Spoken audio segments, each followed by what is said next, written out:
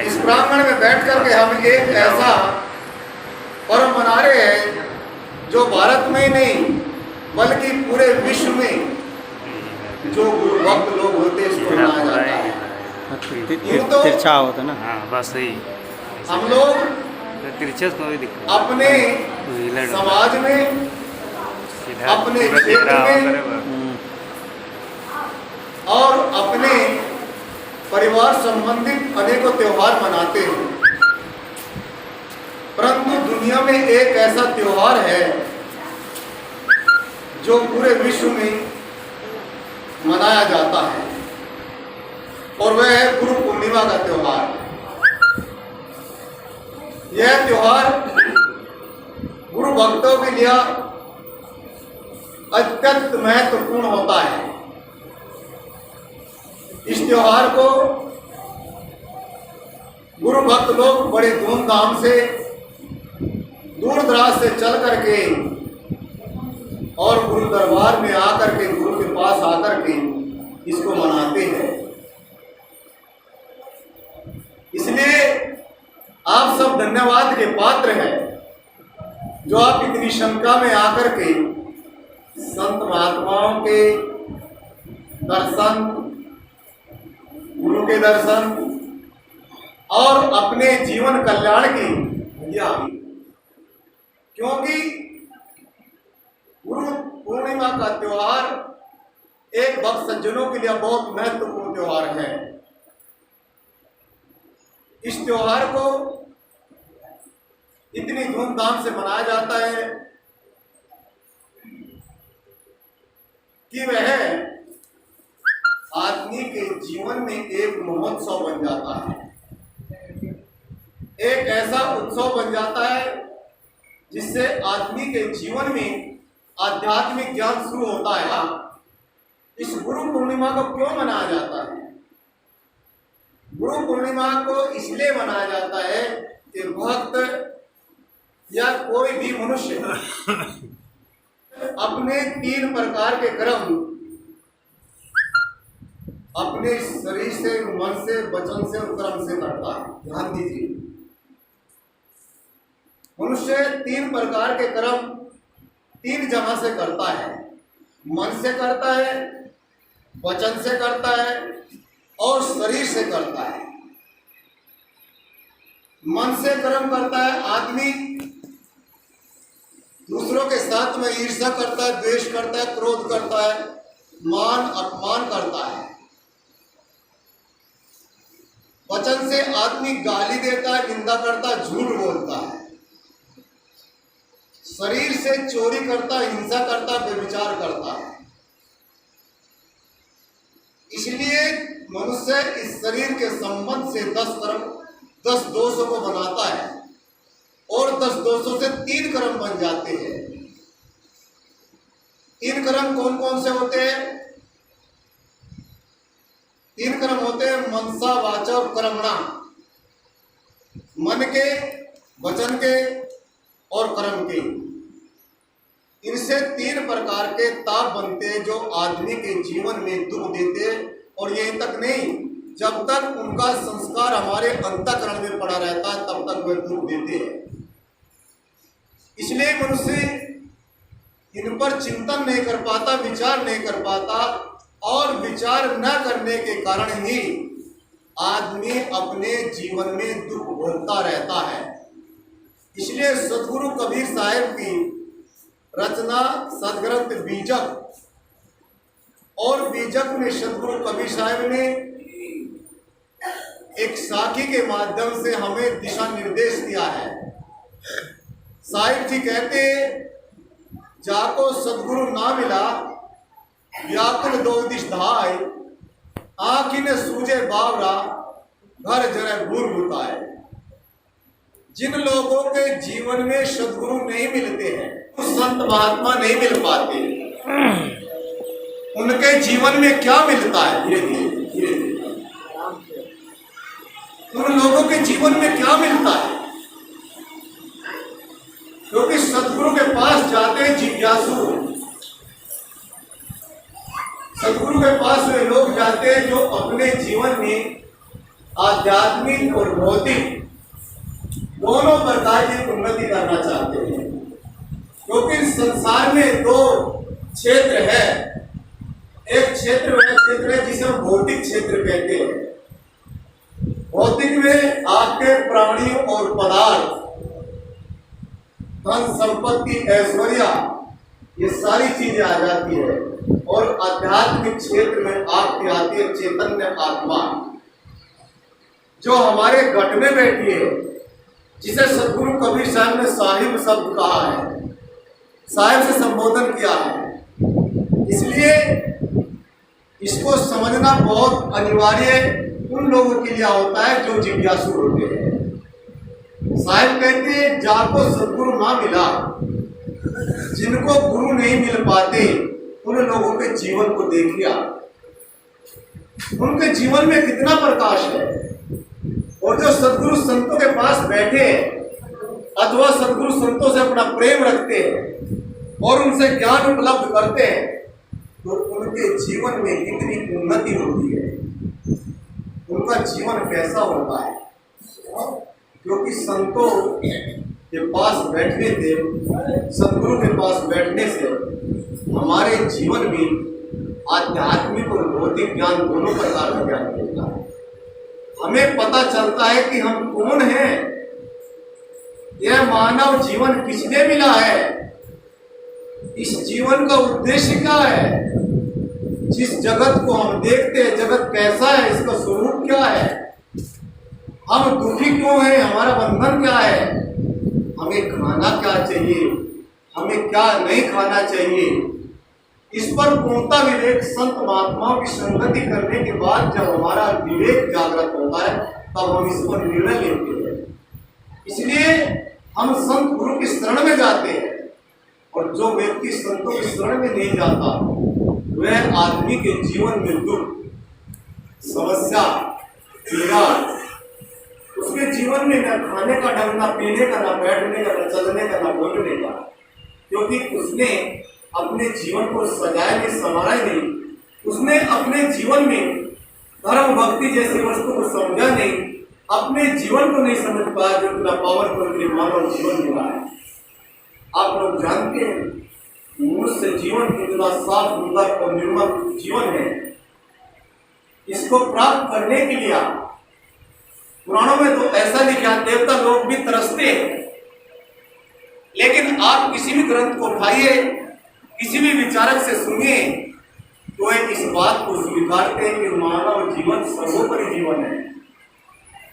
महाराज तुलसीदास जी ने रामायण में साफ स्पष्ट शब्दों में भी लिखा है, बड़े भाग मानुष तन पावा, बड़े भाग्य मनुष्य का शरीर मिला है।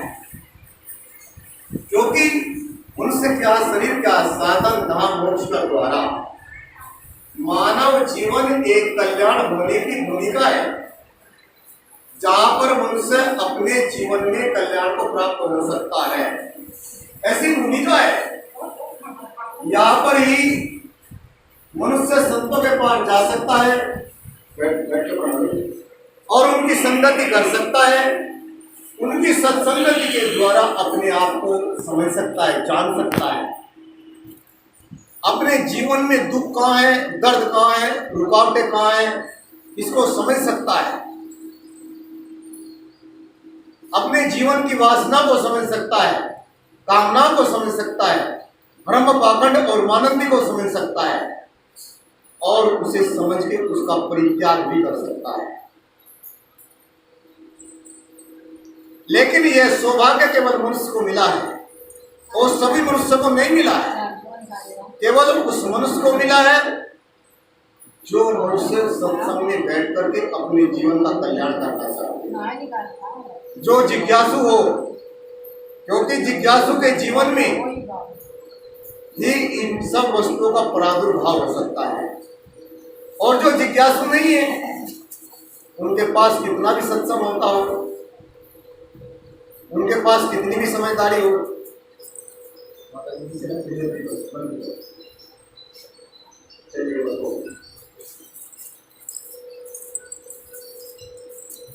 उनके जीवन में शांति स्थापित हो सकती है, मनुष्य एक विचारशील प्राणी है, एक विवेकशील प्राणी है। मनुष्य ही समझ करके सारे विकारों से दूर हो सकता है।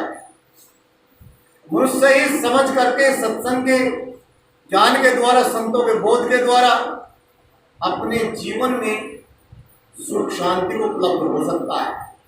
केवल मानव जीवन में पशु पक्षी अपना सुधार नहीं कर सकते, सत्संग नहीं समझ सकते, और वे कभी सत्संग में जाकर के बैठ भी नहीं सकते। ये तो गुरु का दरबार है जो हम सब लोग यहाँ आकर के बैठे गुरु पूर्णिमा के शुभ अवसर पर, जो इतना बड़ा आयोजन साहेब जी ने अपने अथक प्रयास के द्वारा आप सब लोग को सुविधा दी और दूर दराज से संत बुलाए ताकि भक्तों में, संतों में कुछ एक ज्ञान की लहर आ सके। कबीर साहब का मानवतावादी विचार, एकतावादी विचार, अखंडतावादी विचार, जड़ चेतन आत्मक सृष्टि का बोध संपूर्ण ढंग से, ठीक ढंग से समझ सके। इसलिए सत्संग में बैठिए और संतों को ठीक से सुनिए, उनकी वाणी को सुनिए। गुरु पूर्णिमा का अर्थ यह नहीं है कि हम लोग आए और कुछ बातें करी, भोज भंडार किया, कुछ हल्की फुल्की सेवा करी और चल दी। यह अर्थ नहीं होता है। यह तो ज्ञान गंगा है। यहाँ पर तो सत्य सत्य को समझाया जाता है। यहाँ तो आध्यात्मिक बोध दिया जाता है। यहाँ आदमी के प्रत्येक पहलू को निखारा जाता है। क्योंकि आप लोगों ने सुना होगा कबीर साहब के प्रचलित साथी साहब कहते हैं, गुरु कुमार शिष्य कुंभ है, गड़गड़ काटे खोट, अंदर हाथ सहार दे बाहर मारे चोट। गुरु एक ऐसा कुमार के समान होता है और शिष्य एक घड़े के समान होता है, कुंभ के समान होता है। लेकिन गुरु जी उस घड़े का रूप, जैसे कुम्हार एक छोटे घड़े को, एक मिट्टी के लोथड़े को घड़े का आकार दे करके उसे एक पानी का बड़ा पात्र बना देते हैं, ठीक इसी प्रकार से गुरु अपना ज्ञान दे करके और उसके जीवन में एक पात्रता पैदा कर देते हैं। एक ऐसा आनंद, एक ऐसी खुशबू बढ़ता है कि उसके जीवन के दुख द्वंद्वों को समाप्त करने की प्रक्रिया पूरी समझा देता है। इसलिए साहब कहते, जाको सदगुरु ना मिला उनका दुर्भाग्य है जिनको सदगुरु नहीं मिले, क्योंकि लोग मांस खाते हैं, शराब पीते हैं, गाली गलौज देते हैं, घर में कलह कलेश करते हैं। जीवन में भक्ति नहीं है, जीवन में उनके उपासना नहीं है, और आप भी दुखी है और दूसरों को भी दुखी करते हैं। ऐसे व्यक्ति के जीवन में सदगुरु संतों का कोई सहारा नहीं है। तो किनका सहारा पकड़ते हैं? गलत व्यवसायों का, गलत वस्तुओं का, गलत भाषाओं का, और उनका जीवन उसी में बीतता है। लेकिन उनके जीवन में कभी शांति पैदा नहीं होती, उनके जीवन में कभी सत्संग पैदा नहीं होता, उनके जीवन में गुरु भक्ति पैदा नहीं होती। हम लोग कितनी भी उपासना करें, किसी की उपासना करें, लेकिन यदि जीवन में हमारे घर में भक्ति नहीं है, गुरु भक्ति नहीं है। भक्ति यूं तो अनेक प्रकार के लोग करते हैं, कोई राम को मानते, कोई कृष्ण को मानते हैं। आपके पास में अयोध्या है, कोई शिव को मानते हैं, कोई देवी दुर्गा को मानते हैं। अपनी अपनी आस्था को लेकर के आदमी अपने मन को अस्थिर करने के लिए कहीं ना कहीं अपनी आस्था को टिका लेता है। परंतु जब तक आदमी के जीवन में गुरु भक्ति नहीं है, तब तक उसके जीवन में सत्ता का बोध नहीं हो सकता, आत्म तत्व की जानकारी नहीं हो सकती। तब तक वो साहिब जो घट में बैठा है, उस साहिब से उसका परिचय नहीं हो सकता है। सतगुरु कबीर साहब ने बताया है, हाजिर ते दूर बतावे, दूर की बात निराशी, सो तेरे घट माई बसते, पूर्ण पुरुष अविनाशी, संतो पानी में मीन प्यासी, मोह सुन सुन आवे आसी। वह हमारा परम तत्व साहिब जिसको हम कहते हैं, वह चैतन्य पुरुष सबके भीतर में विराजमान है। जिस दिन वह शरीर को छोड़ देता है उस दिन इस शरीर को मुरझा जाता है। घर परिवार के लोग इसकी शमशान की तैयारी कर लेते हैं, क्योंकि उसके रहते ही शरीर चैतन्य जैसा दिखता है।